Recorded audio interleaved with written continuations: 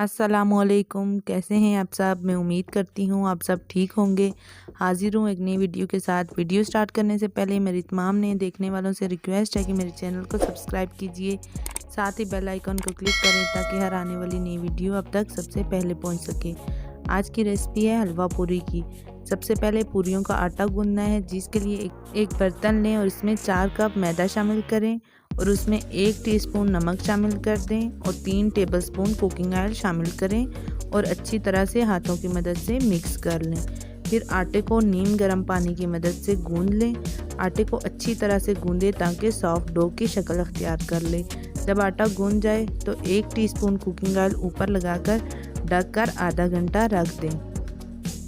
अब हलवा तैयार करना है, जिसके लिए एक कढ़ाई लें और उसमें 1 कप घी शामिल कर दें और साथ ही 4 अदद सब्ज़ इलायचियाँ शामिल कर दें।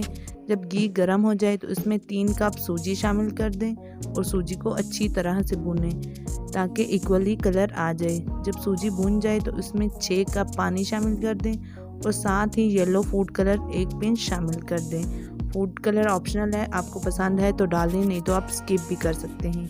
फूड कलर मिक्स करके 1.5 कप चीनी शामिल कर दें।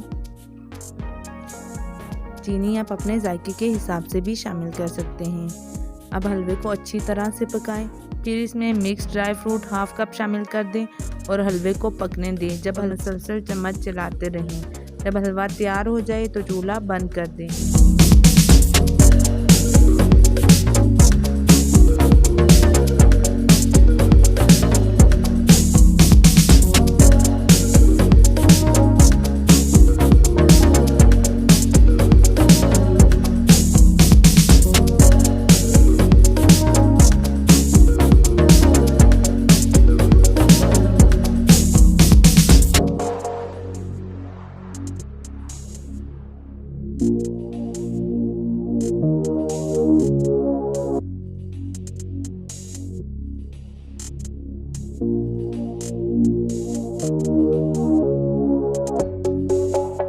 अब तैयार करनी है पूरियाँ।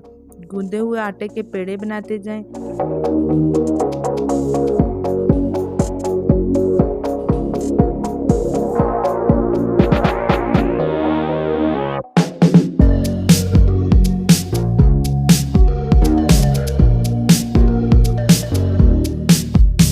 और पेड़ों को कुकिंग ऑयल लगाकर बेलते जाएं।